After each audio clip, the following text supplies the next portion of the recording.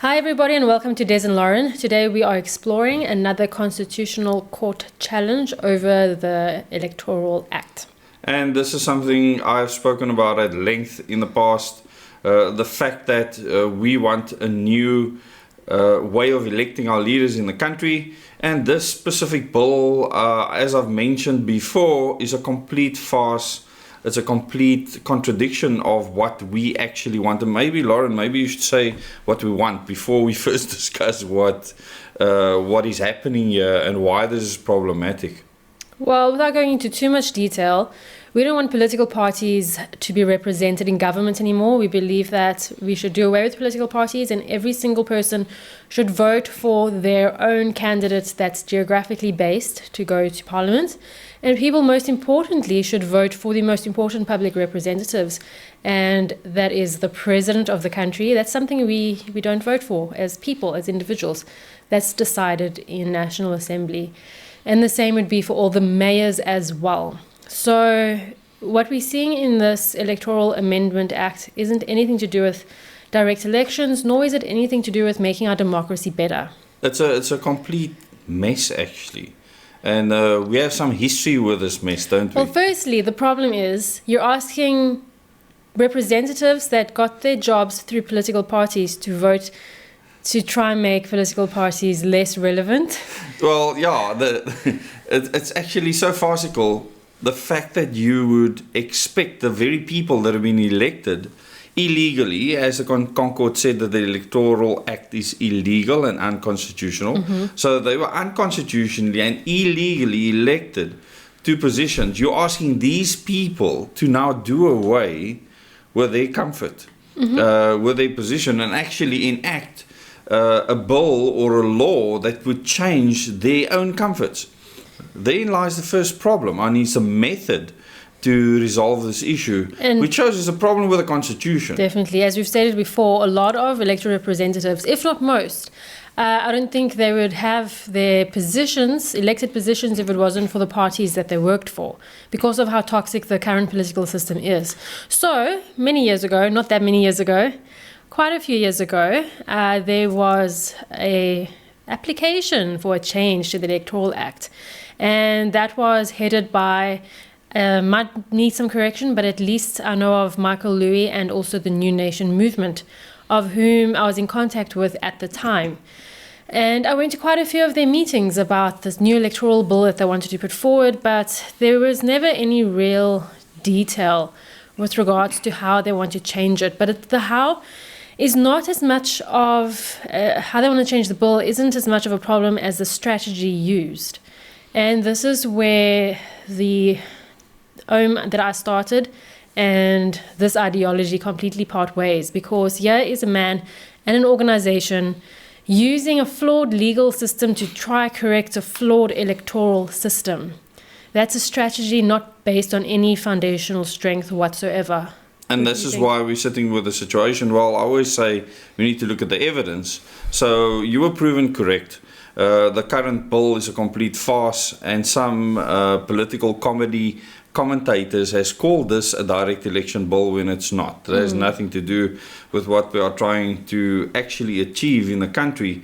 And there were many people that were excited that this bill could be enacted, and you knew from the start that this is not the way that we need to do this. So where did your conviction come from? I remember that one video that you put out, how many politicians it would take to change a light bulb after one of these meetings.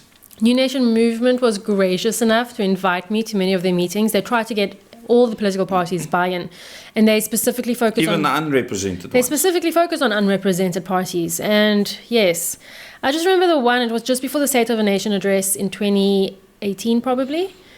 And we spent, I don't know how many hours there, just political party leaders, and it's shocking. The lack of intellect in that room was palpable. And when I got home, I realized we all achieved nothing. The politicians, all the party leaders were asked to introduce themselves, say where they're from. Every single political party leader used it as an opportunity to give a speech. So what was supposed to be like an hour, 2-hour meeting was hours.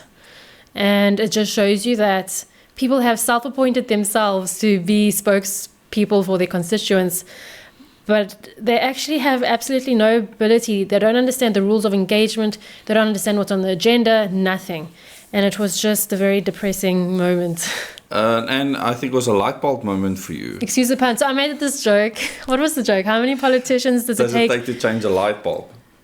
And you said the light bulb wouldn't get changed. No, because they'll still none. be arguing None. about how to do it. No one's changing any light bulb. They're going to start committees to change the light bulb. They're going to have a meeting about changing the light bulb. And this is exactly what's happened to the They'll country. put a tender out for thousands of light bulbs, but at the end of the day, Yes. the light bulb's not going to get And then it'll be for the changed. wrong light bulb, and then a light bulb that's normally 20 rand is going to cost you thousands of rands. So the people involved in pushing forward this change to the electoral bill through the flawed legal system, I actually for a time felt they're sabotaging the country on purpose.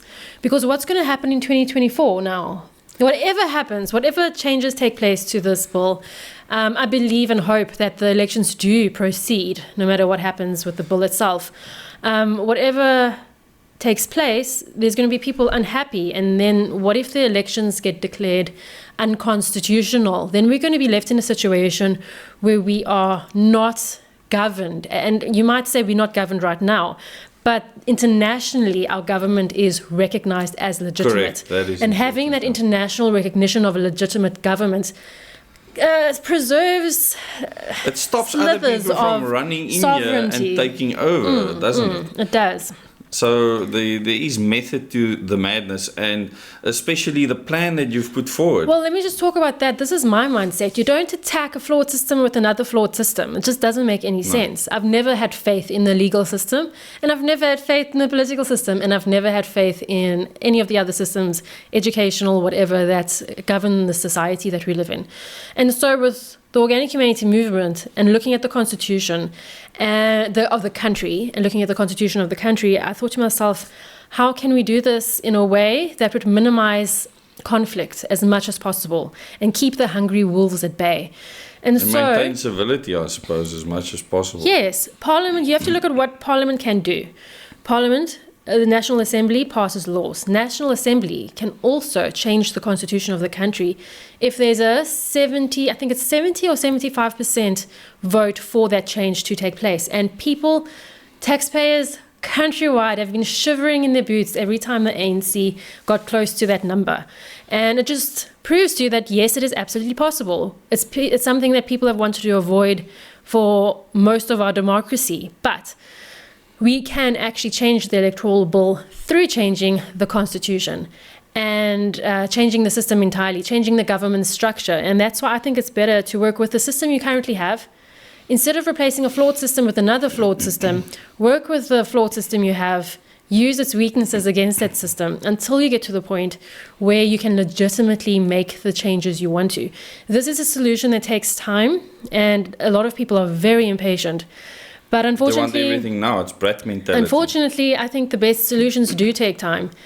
And I think it's important to just understand the mindset between these two strategies that I believe are still going on in parallel. They're still working hard to get the changes in place. So now, what is the situation with this Electoral Act? Well, there's two Concord cases on the go at the moment. One from Michael Louis himself, and one from one essay, Musi Memani's, just call it Musi, because that's what it is. I'm glad he's trying to fix things, but at the end of the day, his act that he put forward, or the whole group put forward, does not give constituents the right to elect their own president. Not at all. Parties still rule the roost. In And fact, parties still exist. Parties would steal votes from independents when they get more votes than they need to actually get a seat. Mm-hmm. It's a total farce. I actually can't believe, if any other country had to look at that bill, they'll say the people in South Africa are so dumb.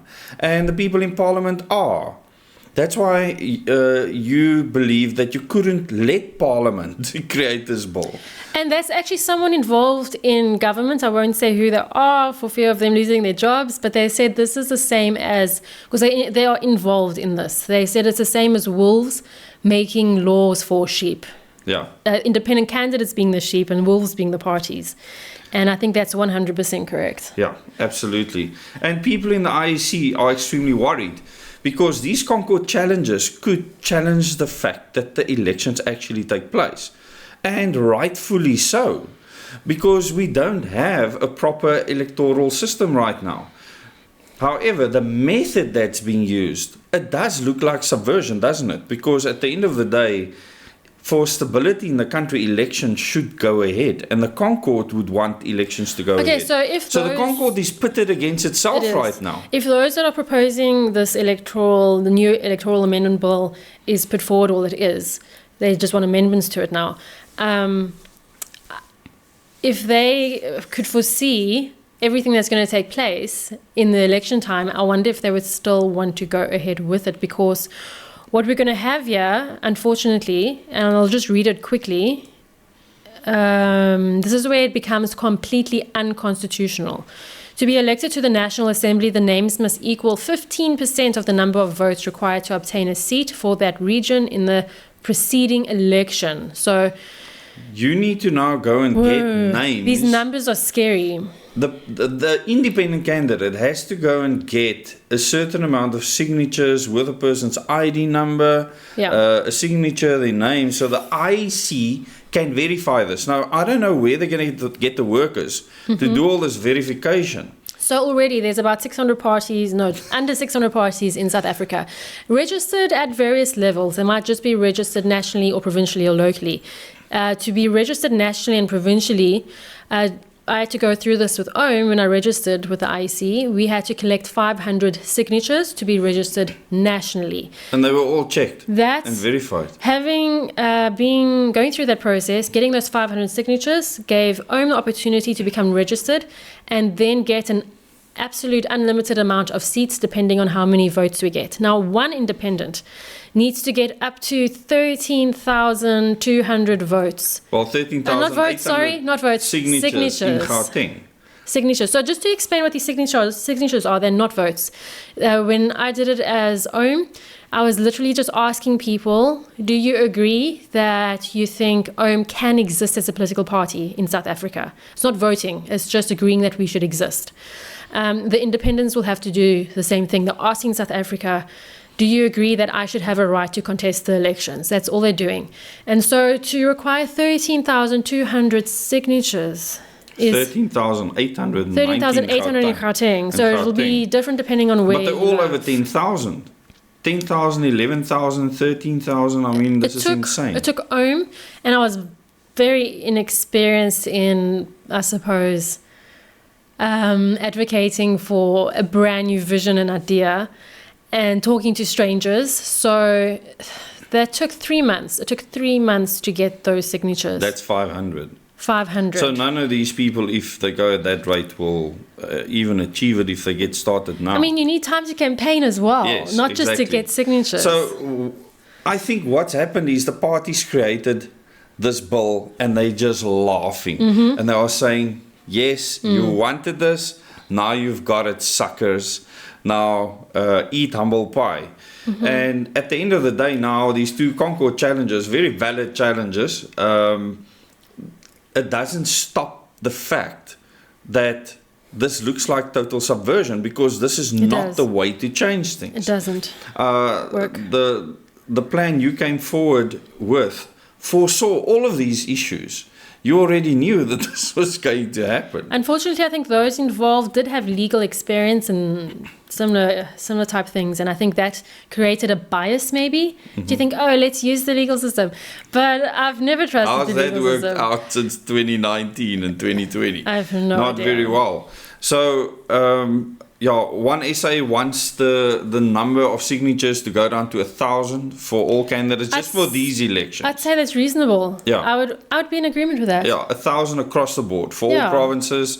Just in the interim, that's what they're asking the Concord to do. I can't see the Concord not agreeing to that. If parties who can have unlimited seats only need 500 signatures, why should a candidate have to have more than that? So 1,000 is even more, but I think with But so this is not the only unfair thing. I mean, you are literally going to hand over votes, excess votes, in proportion to the highest parties. So the African National Congress and the DA next and the EFF next is going to get all the spillover votes, which means that your vote is actually not as important to an individual as it is to a party. Yeah. So this is also being challenged in the Concord. And so one essay is correct in challenging that specific thing. But what we are saying is none of this should have happened. All we should have done is gotten with parties, get the seats in Parliament to change the whole system. And that is still the best way to go. Because whatever gets put into law now, it's still going to be a flawed system because political parties still exist and you still cannot vote for the president or your mayor or any candidate that matters. So it's not a direct election system at all. This has nothing to do with It's just directly allowing electing your independence. leaders. It's allowing independence. So the other problem is that we're sitting with here is that you have a mixture of two systems, so it's going to be more flawed than what we currently have. Actually, it's going to be more flawed. Well, this is actually an impossible situation. It is. This is the problem, and this is why, as part of this bill, they said that another committee will be created that will look at electoral reform, which to me was just like this peace offering to get the people to go away and not do these court challenges. And it's absolutely ridiculous because this has been extended how many times? I said the day that Concord ruling came out, I predicted that they will tarry, that they will not get the work done, that they will just stall it because they don't care. They can't be sent to prison for not doing the work. This is the flaw in the system. So actually, they're unaccountable. They are unaccountable. Using the flawed legal system to try change the flawed electoral system is undermining our stability as a country. Totally. And this is what the IEC is concerned about now. So there's many articles talking about this, and we'll link them below this video, where the IEC is concerned, genuinely concerned, that the 2024 elections are being challenged legitimately. And, what do you choose? What will the Concord choose at this stage? Well, that's going to be interesting. It's all up in the air right now. My goal and hope, I suppose, is for elections to go ahead and for elections not to be declared unconstitutional and to work with the flawed systems we have. I mean, the education system is flawed. So many flawed things. The financial system is flawed. You have to do the best you can within the system until you have what it takes to change it. And like I said, it's just not coming from a position of strength when you use the flawed system to try fix another one. Once you've created something better, people automatically adopt that. It's not that difficult. So all people need to show and prove is that they believe in something better, create something better, and the government will have no option but to follow suit, and they actually will do that. So we will keep you updated with regards to what happens with these court cases, how it could challenge things, because the elections, as you said, could take place. Then there could be legal challenges as to the constitutionality of the elections, and this is one place where the Concord actually now has its work cut out, because now its own constitution is working against itself. And that's where the Chief Justice now becomes super important. And Zondo is now the Chief Justice. It's going to be very interesting to see how he interprets this. They have applied for direct access to the Concord, so they're not going via a High Court ruling. And if the Concord turns the direct access down, things will become very interesting. There could actually be instability because of this, because this is a very serious thing. It's clear that everything we have driven in the past, these people have subverted that 100%, what we've asked for, and maybe they want instability. Maybe this is their ultimate aim. What does instability create? All the worms crawl out of the woodwork. Absolutely. And that's when things become interesting. So we need to put something in place that makes sure that we can maintain stability in the country. That is super important. When stability breaks down, you don't have a government, you don't have sovereignty, you have Mad Max. You don't have internationally recognized Not at all. government or sovereignty. No. In fact, I believe that it'll hasten international community stepping in and taking control of the country, forming an interim government. And as I've said before, many people are planning to get that done by 2025, just after the national elections. So let's see how things pan out. Keep on watching what we put out there for you. We will keep you updated. I'd like to hear if anyone listening is registered to vote, doesn't vote. What are your thoughts on voting in general? Because I think internationally, people are starting to see governments as completely irrelevant as we move And into democracy a as techno irrelevant age. too. Exactly. So I'd love to hear your thoughts on voting in general. Did you vote in the last elections? Are you going to vote in the next elections? Are you even registered? Do you care about voting? Please let us know in the comments. And it's actually quite interesting that many of the OM members, many of them have never voted in the lives before, and for the first time believe that there is now a movement that they can vote for because it wants to change the system legitimately. It's a party to end all parties. To end all parties and bring in a system of accountability where we can elect our leaders directly. We can also remove them directly. It's actually possible to hold them accountable. It's not possible in the current system. And with that, I thank you for watching this video. Please remember to subscribe to this channel. Click the bell icon to get notifications for new videos. And also like this video and share it with your friends and family. Thank you.